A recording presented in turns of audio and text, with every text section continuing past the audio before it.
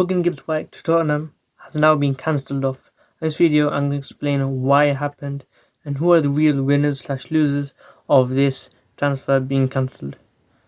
Before I start, could you like, comment, share, subscribe, and thank you for doing so. Well, what happened was Morgan Gibbs-White, he was actually transferred a few weeks ago for £60 million to Tottenham Spurs. And what happened was he was going to go for his medical, everything was looking good, but as of right now, it's been cancelled. I actually made a video on this on if he was worth it. You should go check that out, it's on my channel. And currently right now he just signed a contract extension till 2028. That's about a 3-year deal at Nottingham Forest.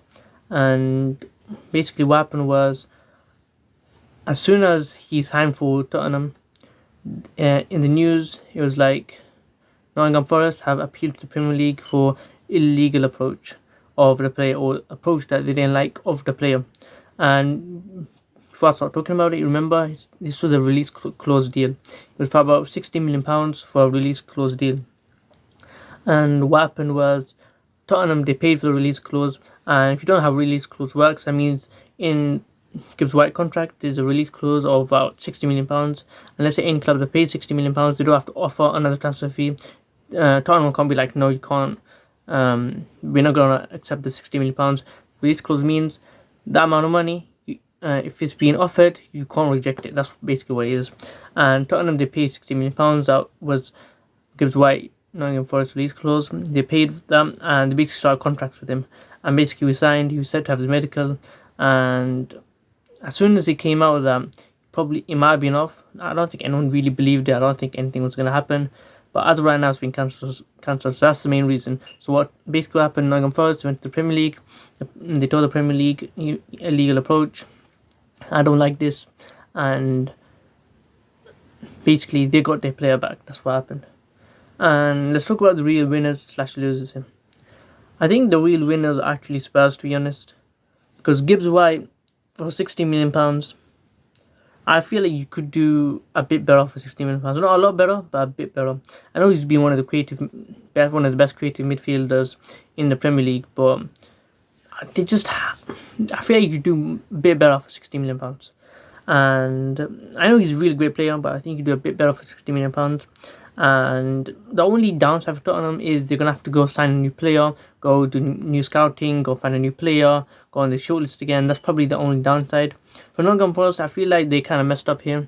It was a good deal for £16 million. They should have taken him, should have invested, and they should have got a new player to replace him. It would have been hard because he's a great player, but they could have been able to.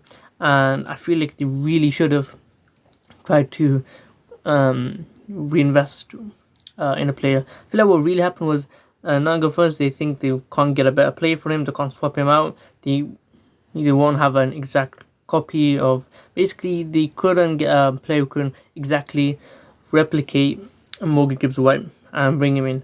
So what they did is like, no, you can't have him. They took to the Premier League, and Premier League for some reason allowed this to happen. To be honest, I think it's totally legal what Tottenham did. They paid the amount of money that's allowed for him to get out Nottingham Forest, and they booked his medical and everything, but I guess it's just not meant to be. And basically the deal is off. And do I think Gibbs-White is gonna leave now? This season, I don't think so. Next season maybe, but I feel like this puts Nottingham Forest in a really bad situation to the rest of the Premier League or to any other club. You know why? Now that Forest, they did this thing where they recalled the player, they've complained to the Premier League. I feel like every other club, even if they're outside the Premier League, are going to be wary of this, and they're probably not going to sign as much players from Nottingham Forest. Let's say you have two players, they're pretty much the same players, one from Nottingham Forest, one is from, I don't know, Burnley, or let's say Aston Villa. They both finished around the same in the Premier League. One from Forest, one from Villa. You'd rather go with the one from Villa because you might be wary of what if it gets cancelled and you have to start the whole process again of getting another player, scouting another player. So I feel like that's actually going to hurt Forest in the long run. I feel like it'll be about 3-4 years until they trust it again. And maybe Forest are in the right, but even then, I feel like teams are not going to trust Forest now. And I feel like they've kind of messed up here. And that's my opinion. What do you think? Let me know. Who do you think is in the right? And do you think Nottingham Forest are really messed up in long term. Could you like, comment, share, subscribe, and thank you for doing so.